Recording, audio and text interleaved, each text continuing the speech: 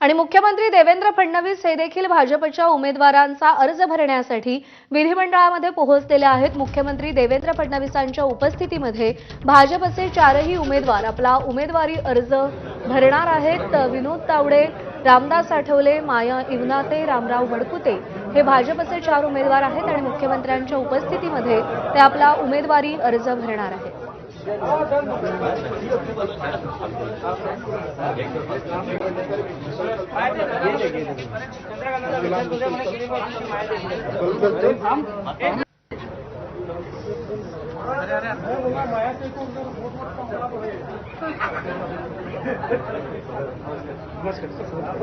अभिषेक मुठा आपले प्रतिनिधी आपल्याला या सगळ्या संदर्भात अपडेट देतील।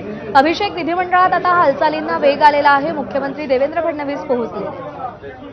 राज्यसभा निवडणुकीसाठी भाजपकडनं 4 उमेदवार हे आपल्याला समोर गेल्याचं दिसतं आहे। त्यामध्ये रामदास आठवले असतील, विनोद तावडे असतील, माया इवनाते असतील किंवा मग रामराव वडकुते असतील, अशी ही 4 नावं आहेत ज्यांचे उमेदवारी अर्ज दाखल करण्यासाठी मुख्यमंत्री देवेंद्र फडणवीस हे विधिमंडळामध्ये पोहोचलेले आहेत। निवडणूक कार्यालयामध्ये आज चौघांच्याही उपस्थितीमध्ये, मुख्यमंत्र्यांच्या उपस्थितीमध्ये चौघांचाही जो उमेदवारी अर्ज आहे तो आज दाखल होताना आपल्याला दिसतो आहे। सोबतच महायुतीकडनं जर का पाहायचं तर 6 उमेदवारी अर्ज हे दाखल आपल्याला होताना दिसतील। पार्थ पवार असतील किंवा इतर जे शिवसेनेचे उमेदवार आहेत त्यांच्या देखील अर्ज आज दाखल होताना आपल्याला दिसेल। प्रामुख्यानं भाजपकडनं कुठेतरी सोशल इंजिनिअरिंगचा प्रयोग हा करण्यात आलेला आहे। राज्यसभेसाठी वारंवार आपण पाहिलं की अनपेक्षित नावं ही समोर येताना दिसतात आणि तशाच प्रकारे 2 नावं ही एकूणच सरप्राइझिंग ही पाहायला मिळालेली होती।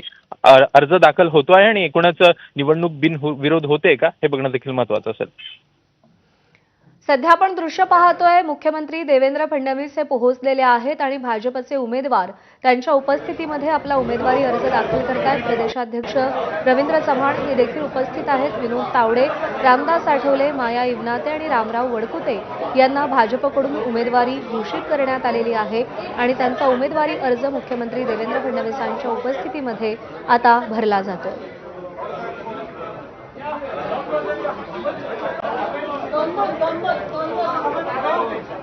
महसूल मंत्री चंद्रशेखर बावनकुळे देखील इकडे उपस्थित असल्याचं आपण पाहतोय।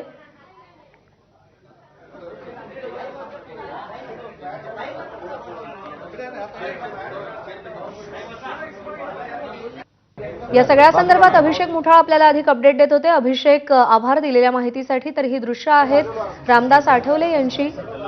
भाजपकडून पुन्हा एकदा राज्यसभेवरती रामदास आठवले यांना संधी दिली जाते।